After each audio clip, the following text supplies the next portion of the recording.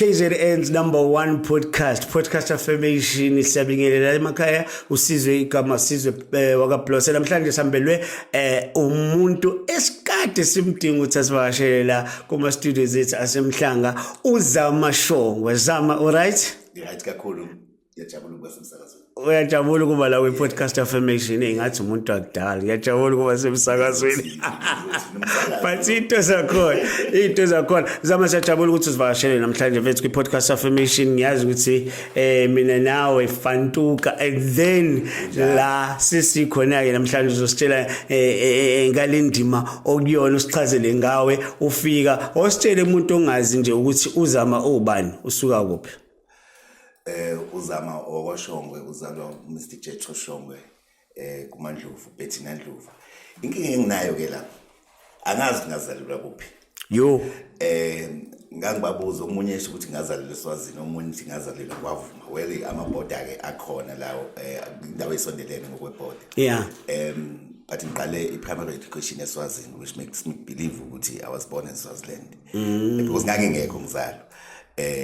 Ngangingazi akuna proof ayinginawo I think ibuzalo nazama kuyaye kube ne certificate esikhipha from isibhedlela esithize yona lento engixakayo because ID ngizothi birth certificate yami yaseSwazini ithi 1971 I was born. Yes, South Africa ngwaVuma I was born in 1970. Angazi ukuthi kwakwenzakalani. Hayi kwaXabana ubenge. Kathi indabenda. So I've got dual citizenship as Swazi and Songliswati. Kahle ngadalela eSwatini ngoba mangiqala ngithi mama ngathi make. Uyabona, so I believe that I was born in Swaziland and my primary education amazinga phansi kwaba ikhona eSwazini kodwa la ngakuyibhoda futhi elavumisa primary school ngithi golela ngapha eSouth Africa belavumisa ngale kule board engaku N2 so kodwa ngase ngiqedelela futhi engwaVuma primary yami engakhula ke ngisangikhulele ngwaVuma emakhaya yabona lisemakhaya sisiqhathwa impela nje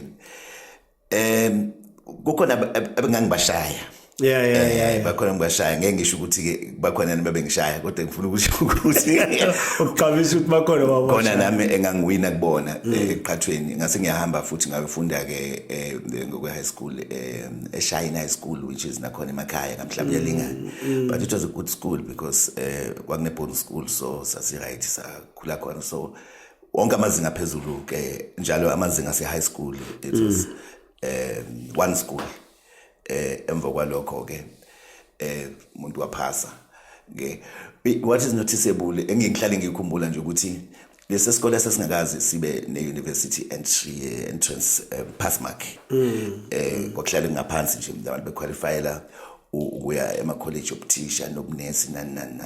That year 1987 3 of us were the first people to come out of the school to go to qualify for a university ama-point yase-university aqonda ngiqhubeke awungaqhubeka mhlawumbe usithathe ususe tertiary institution uba uthi why abungayanga it's fine yebo nami ngathuka nje ukuthi kambe ngingaqualify ku-university siphakathi ke esikoleni phakathi nonyaka uthisha bethu babesigcwalisisa ama-application amabhasari yabo so nami ngayigcwalisa kwathi ngoFebruary sekuvaliwe ubaba engenamali sekuvalwe wonke ama-registration kuzo zonke izikhungo zokufunda eposini iposi lethu ke lapha ngwaVuma lesasilanda mhlambe kanye ngenyanga incwadi ayikade yafika engamukelayo kwi-bursary by South African Council of Churches.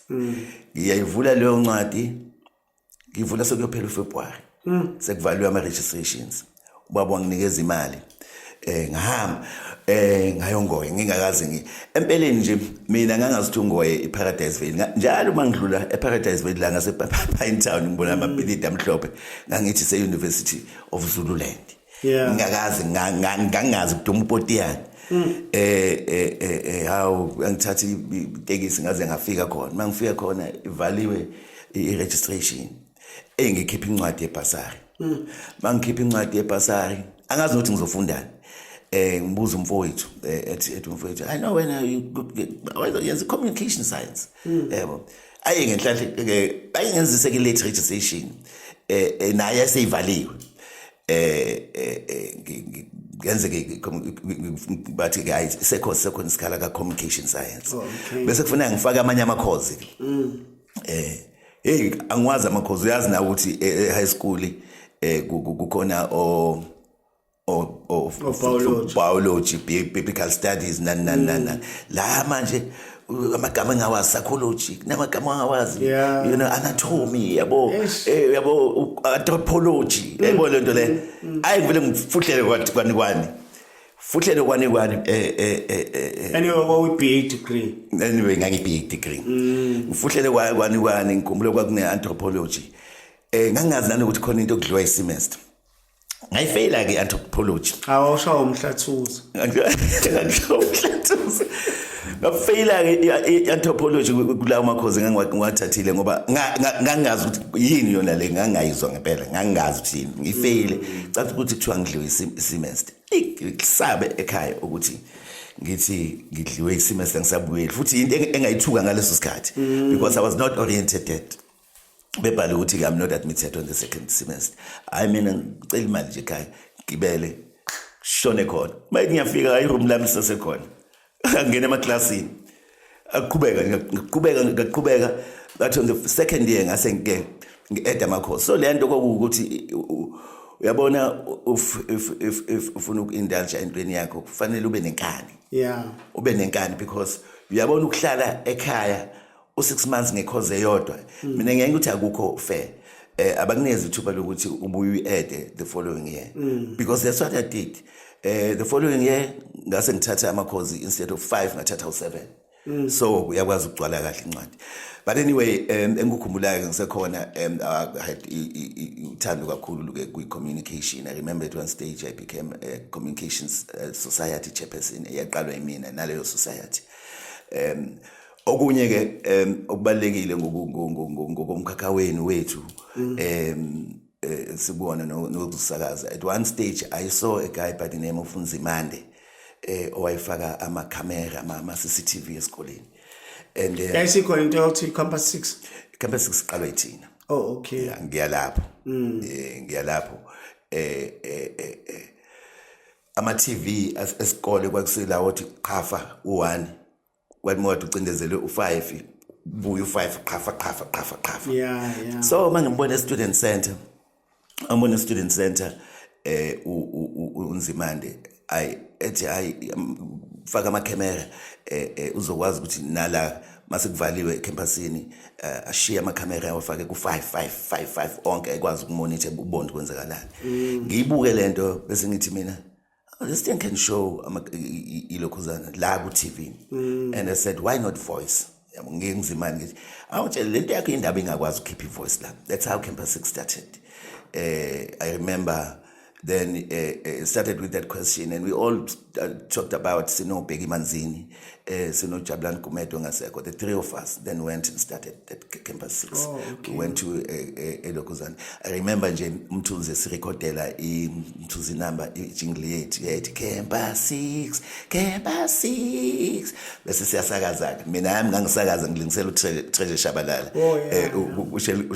Shell Road Goes to Fame whatever ngisakhumbula kodwa tracking kodwa kwakunami ngithi abanginyusele lapha ibase kancane ngifane no Treasure how are you my brother sakaza sigoqa amashethi khona ivideo yami ngisanda ukuyibuka nje esisagoqa amashethi njengoma Michael Jackson lapha sakaze besibone the campus all points where there were TVs you could press channel number 6 and you could see us so it was an internal TV station. Uhlale for how long before you completed the degree up? 7. Wow. Kanti degree ngakana 3 years ngahlala 3 years ngahlala 3 years ngachitha isemester plus kodwa ngayikhava okay degree yami yayo 3 years but then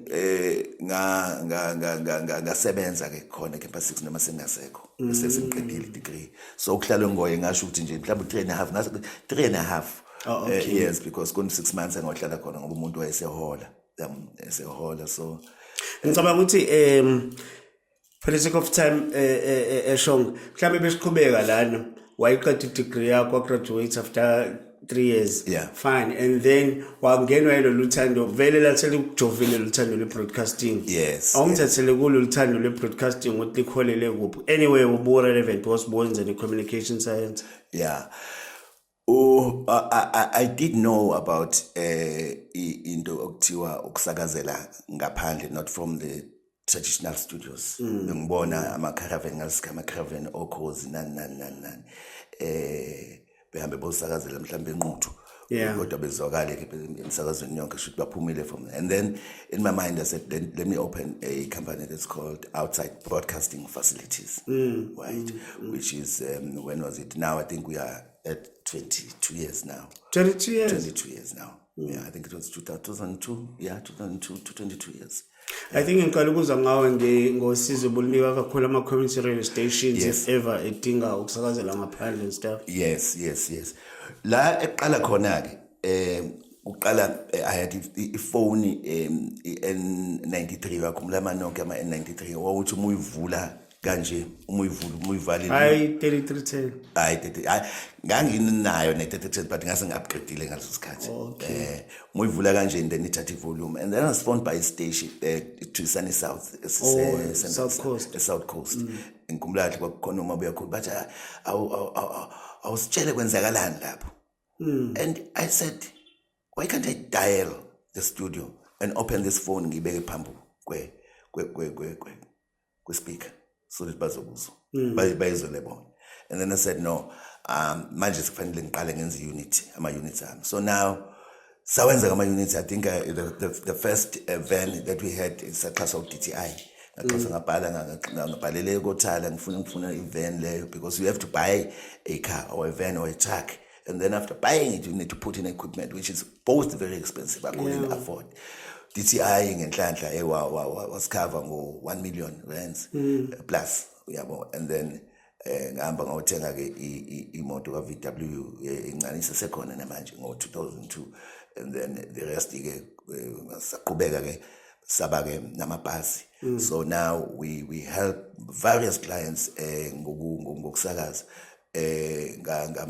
we've got ngama truck ethu nama van ethu. We've just done a Comrades Marathon, which was one of the biggest that we did this year, broadcasting from the tracks and to Msagaz. We had SAFM Radio 2000, and then we had 305 stations under DSTV channels. I have 12, but most of them are under No, it's fine. I think khona lento engicabanga ukuthi une-knowledge ayo wena Shongo, when it comes to listing a broadcasting vele ne community media one. Yeah. Let's say manje, if we compare na 20 years back, ukhona umehluko or sithuthuke kangakanani if ithuthukile, or mhlawumbe usayibona le ya 20 years back kuyiyona yangempela? Kushintshile from gadgets to the transmission methods. Yonke into ishintshile. I mean, gadgets are becoming smaller, as you can see. Uyakhumbula, sekushuthwa ngama-drone manje akusewona uyakhumbula lama camera lawo uthi ujikele kuwona kuphima umncanyana nje uhambe nawe. Now so kunojantshi sekhona ujantshi angazi ukhona ujantshi kodwa ngathi bokushutha ama-movie yes nama-video, yes, videos. Exactly. Then also na methods of transmission, manje transmit on Wi-Fi. You understand? Yeah. Akuseyona intambo zika Telkom. You remember ukuba intambo zika Telkom. When I started nje, for example, ukusakaza kwenza ama-OPs, outside broadcast, you had to apply at Telkom. It was so difficult. Apply at Telkom, and Telkom would turn around yakhe about 21 days. So now izinto zifast. You get mhlambe office of the premier or a government institution or an organization ithi kusasa senquthu sicela usifake emoyeni sifuna ukwenza nama interviews sifuna ukuthi kube ne real life experience nithatha izinto ezobenzenzeka eholo in 2 days so uzo applyela in Telkom so today because it's nama Wi-Fi within 1 hour we connected so to answer that question no perfect yazi I think we beka kahle ngifuna ukuchecka something onashongo enkampanini yakho manje ukuthi yona yenzani enthelani kulento ye broadcasting what is happening with company yakho manje ngathi outside broadcasting well we do have like ama services let's say services our services okay number one we do have the traditional studios like set up like this where we go and ask a client that is a potential clients ukuthi sicela ukuthi siwenze ama program wona ama client for example you would say ngicela ukuthi RAF Road Accident Fund sicela ukuthi sinenzela ama talk shows we host us party esidini lo ma talk shows usiziviki Masuku as you know so sebenza naye wathi mephuma cousins sithakeze ngapha kuthini so sino Siziviki Masuku senzela ama talk shows anhlobonhlobo esingisi nawe isiZulu kanjalo we then utilize ama traditional studios to have ama talk shows kwesinye isikhathi we record for example we are recording for division air transport road safety road we doing ama drama so bafakela wona so sabalalisi into ebalekile la ngalo ngebusiness lethu elokuthi siyasimulcast or siya streamer too many you understand so basically there are 32 community radio stations in KZN uyabo so if sicelela wona wonke if kune talk show fancy streamer ko wonke 32 mhlawumbe besibeka ngendlela ezwakalayo eShongwe I situation whereby uthola ukuthi kulama radio stations akhona mhlambe yo Nanda FM Vibe FM Maputo Lendo Zululand FM nale ngona Zululand Castle uthola ukuthi kune program ethize mhlambe yaka department ethize uthola ukuthi bathe bethenga ispace bayawafaka wonke when uyalekelela ukuthi izwakale this thing at the same time kunjalo ngolimo olula kakhulu ngoba they can't buy for each and every station so basically they buy through me so I'm a media buyer for radio stations in other words I'm an agent and also create the content for them and then ngisabalalise ngaleyo ndlela ngesikhathi esodwa so we say for example we have legislation for example legislature is on Thursdays isikhathi sakhe as 6 to 7 so wonke ama radio stations 6 to 7 khuluma legislation I think enye izinto ezintsha ezenzakalayo manje kulesikhathi sele technology esiphila ngaphansi kwayo because ngicabanga ukuthi nayi mainstream yakwenza lokho sometimes uthola ukuthi upresident othize uzwakala kuma radio stations ethiyaka SABC njengo budget speech nje uthi uvula uRadio 2000 hawu nanga uyakhuluma umphathi imali uvule so yona SFM uvula ukhozi kanjalo lisedi mhlambe kwala so uthola into ikhona iopportunity kule field yakho ukuthi ni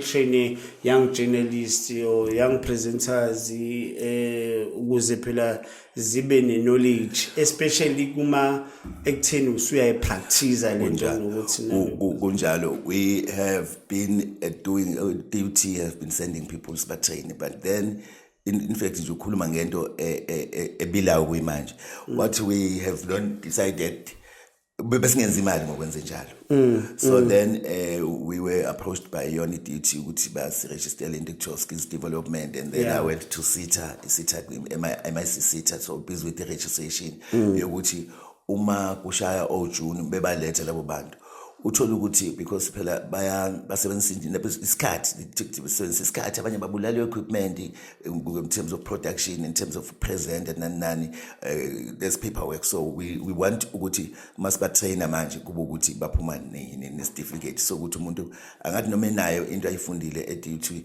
but kube khona into ethi practically ngiyakwazi ukuzana behambe sibachanele kulama community radio stations befunde nakhona and then ultimately ugcina abantu ke sebe mainstream mhlawumbe kunama challenges ayabhekane kakhulu nama community stations and all that stuff.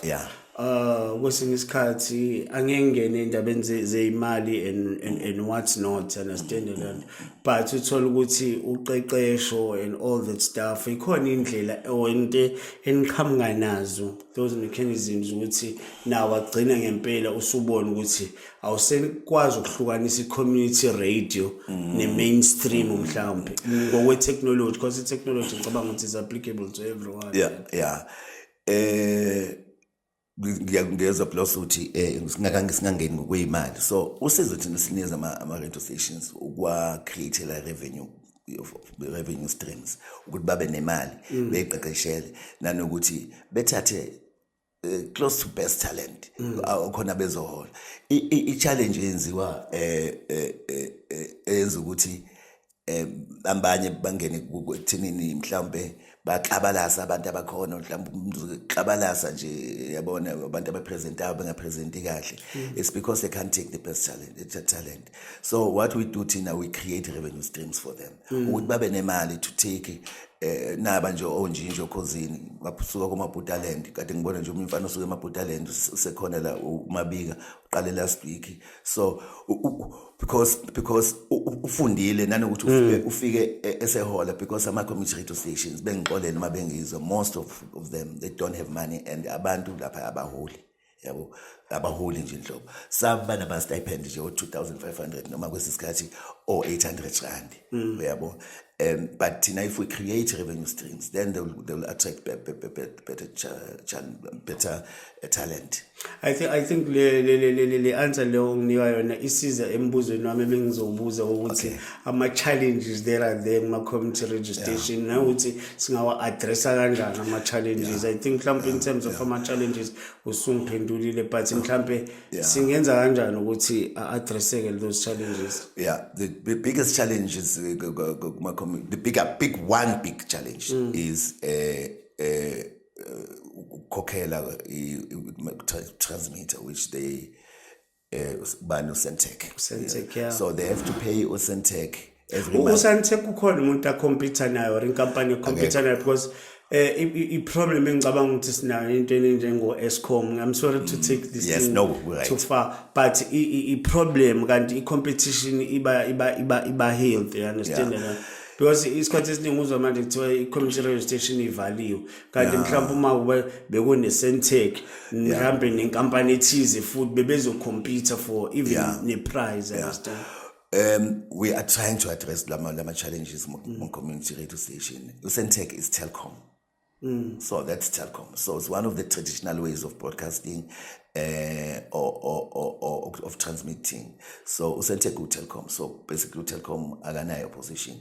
But right now, what we are trying to do, as a business team, we are getting our transmitters. One transmitter has been put ngimshayela ihlombe ngokuSeptember unguna FM kaNongoma because we've put one transmitter for them.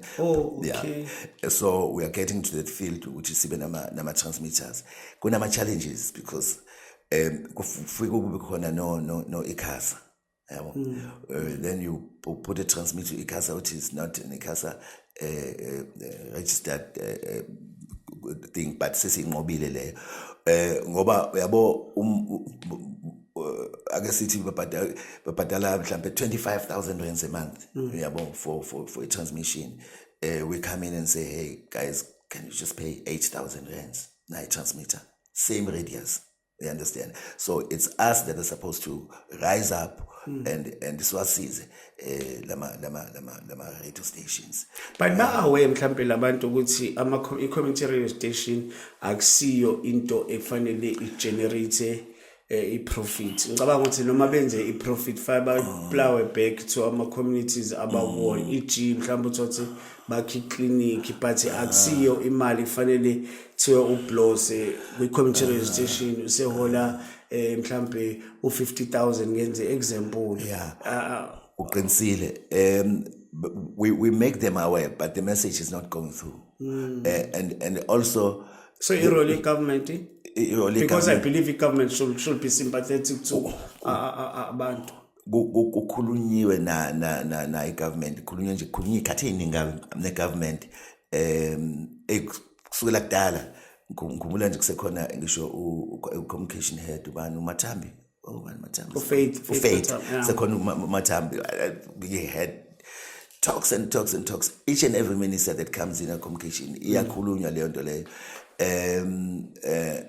no GCIS isikhuluma ukuthi alekelele kanje nama programs phela bethola imali now akwenzeki I think ayenzame futhi because ngizwe kuthi umnyango waba communications uphetho uselwe mhlambe is from enye futhi organization mhlambe singaba nama new ideas angisho ukuthi khona into abazoza nayo etheni kodwa mhlambe just to check now uqinisile kakhulu ngoba kufanele naye efike eyibuka indaba yama community radio stations ama challenges akhona operate because formisheka kwawo ama radio stations was to really communicate indaba ezilocal you know indaba zama blighter local njengokuthi hayi ningahambi kwe street onje noma ningahambi evekule umgwaqo othize you know noma iclinic elithize lishile endaweni. That was the reason, and really not to make money, so they need to actually give ama community radio station money. Yeah, but we are trying it in an artist private sector. They don't even have sales team, accounts people that have got cars to go out and look for work. They can't even visit their clients. So basically, and you can't sometimes close a deal. I think umuntu wecabange kakhulu kwakuyithenya yakhe former president uThabo Mbeki ngendaba zama nodal points ukuthi kwakusiza ukuthi abantu i-message ukuthi instead of ukuthi abantu baye emadrobheni kwase kune-influx abantu from ama-townships to edrobheni i-message ayisiza ukucommunicate ukuthi nasema-lokishini zikhona indawo engaya kuzona, understand? As example so izinto enjalo ngicabanga ukuthi zama mhlambe before si conclude nje uzama ngicabanga ukuthi family man or you not. Yes, I am still hustling. I am a family man. Awungeke ngabe sengafa phela ngokusho ngihaslisha uyazi ngihaslisha kuphi emalokishini emathaveni ngabe sikade ngashona. I'm married now. I'm married for 24 years. 24 years. 24 years in marriage, yeah. Happily married. Yes, happily married, of course. Izolo ngivuswe ngezinangazi noma libuke. Yabanje izolo ngivuke kamnandi bekwi birthday yami. So nomfana wami wavuka ngiphathela basket onenduku ze table tennis. I ngidlala table tennis lapha ekhaya mabona. So ngithengele iset entsha. What happy birthday baba. So I'm happily married. And another thing, ungasilandela lapha kuma social media platforms yethu lapha on Facebook ungasilandela khona iFacebook yethu bathi iPodcast or sithi iPodcast Affirmation sicheck uzosithola lapha esilandela khona abantu abaningi like 2.5+ million osilandelayo lapha na Facebook page uphinde futhi uye lapha na ku YouTube uzosithola futhi nakhona si big si visible presence yethu uzoyifila lapha na Mr. Shongwe.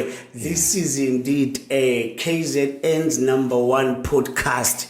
Tshela abanye abantu batshela abanye abantu ngale podcast yethu iyagijima Shongwe by the mere fact ukuthi sekufike wena la kusho ukuthi khona into esiyenzayo without blowing my own trumpet. But ikhona into esiyenzayo. No, ayikhona kakhulu ngiyabona nje nami ukuthi nalana nje studio kufudumele kuyabonakala ngifisa abantu beqhubeke belandele KZN number 1 KZN number 1 podcast affirmation nje you got it right there. And then Musa ulalela ngiphi music before mhlawumbe sivala nje ngifuna uku-understand kangcono ukuthi bengikuvakashele kuyazi ukuthi solalela this type of music and then yazi ngisanda ukuqala nje ukuthi ijazz ingene endlebeni zami kade ngikhuluma nomunye nje uza kwethu uvukani impela ngithi uhlale ngimema lapha ko Bed Center ngale ijazz ngiyamtshela ukuthi kumina kusho ukuthi bungakabi matured ngithi mina isanda ungena ijazz mina kahle hle you bring reggae I just that one song reggae I would love it. You bring Salificator, that one song of Salificator I would love it. Uyamazi uPop Mali? Ngiyamazi uPop Mali. I listen to Uziki Mali. Uziki Mali is a Peter Tosh. Once came to Mzansi Peter. Mzansi or Zimbabwe. Zimbabwe, yes. Ngalesi sikhathi. But I remember Zimbabwe. Ukuthi ngibe confused between Zimbabwe and Zambia. But I remember I was in Southern Africa. Years ago, about the 80s, yeah. In the 80s. Yeah. 80s. So ebholeni usupportani? Ngisupporta iBhakabhaka. Wamfethu wadangala manje. Uqala sinshayile Sundowns. No. I'm a Chiefs fan. By the way, bokulandela iChiefs izinto kathi ziza kahle manje ngathi sithola ucoach omusha sothenga nabanye abadlali. Kusazoba mnandi kulesi izinto ezayo. Nje asethe bakhosa amahle hang in there. Nathi iBhakabhaka ngiyabona ngifayile nombhobhoyela. Uyabona nje ebholeni ibhola nje eSouth Africa into ethandwa kakhulu ngiyangimangala nje umfana athi angidlalele ibhola boy athi akana team akayibuka ibhola kale kufana nomuntu umfana nje uthi ayikho igame nje yezandla idlalayo whether casino noma monopoly nje noma yini nomfana ongakwazi ukugibela ibhayisikili uyabona khona izinto nje njengalezo so ibhola eSouth Africa siyalithanda kakhulu siyafisa ngelinye ilanga kube khona amathuba nje ukuthi o podcast affirmation uthola ukuthi kunamathuba ukuthi ayavunyelwa ukuthi engene emagroundini ebikezele ngebhola kube khona abantu abalalelayo ngendlela ehlukile kunokuvula ukhozi nemarket kodwa mhlawumbe kube khona nje into ekhona abantu bazobathatha egroundini thathe kwenzeka waseground ingasakwazi ibhola kuphela kushiwo nje ukuthi nanga umuntu egijima nanga umuntu engene egroundini ngenkani kodwa manje siko kuba ngendlela ehlukile uthola ukuthi nebhola izolo it was journalist world day by the way sportsman's journalist world day and afuneka ama journalists ba recognize now ama journalists ebhola safise ngisingathanda nje ukubona o podcast affirmation kube khona indlela ezicreative abazozenza ukuthi ezemidlalo zifike nakhona. No, I think ngiyakuzwa lapho khona outhi by the way Honorable Gaten Mackenzie. Oh yes. Say Minister of Sports. Yes. I think couple proposal kanjalo engase siwa direct manje ayike. Ngimzwelethi ubuye uzoyenza ispin imoto. Uyazokhumbuza lo mdlalo subonile la eKZN kodwa besingawunaka kwenziwa kakhulu uSimanga Amabaso. uSimanga Amabaso. I think komsinga. Kusemsinga nase Newcastle ikhona futhi ya but leyase kaMabaso. By the way, umhlonishwa uMabaso is now a member of parliament. Is it? KZN under MK. So abahlonishwa labo yabo sokumhlonishwa naye. Yeah. Abengeneka this time. But ake sithi nje mfethu iadvice yokugcina ongayikhiphela kulo muntu lo lapha ekhaya usecabanga ukugive up ngenxa yokuthi izinto ngathi ayihlangani kahle. Yeah. Ngengasho iqaleni singaqhathwa. Ngangishaya kwani nami ngishaya abanye. There's no human being ongabi nayo iplight in any journey. Lo muntu osekhaya ngithi akaka aphume kushayweni kwakhe ayabheka ukuthi yini bani yini angayishaya engagive up. Ngiyafisa abantu bengagive up nabantu abasebenzicabanga ukuba babe suicidal abangagive up futhi uma bengagive up abangasebenzisi izinto ezinye zokuthi bekhohlwe njengokuthi bengene edakamizweni ukuthi bekhohlwe inkingi ngoba uma ungene edakamizweni ungena enkingeni. Isidakamizwa kuyona into eqeda inkinga. Usuke ungena enkingeni kuyona. Inkinga health wise, inkinga production wise, you don't think straight even nokudla amanqwebuvu ngokweqile. You end up not thinking straight. Iyalimaza. So asithi abantu bathi mabelwa nje nezimo abangalwi ngalezi zinto ezimbili futhi abantu bengagive up. Because ziyakuqedela lezi zinto. Yeah, qedela kakhulu. Yo KZN's #1 podcast. Siqina lapho sivala lapho podcast affirmation. Asibonge ukuthi usivakashele namhlanje Mr. Shongwe. Ngiyabonga kakhulu nami ukuba ku podcast affirmation. Don't you dare do what I wouldn't do. If you do it, please take pictures. See you in 7.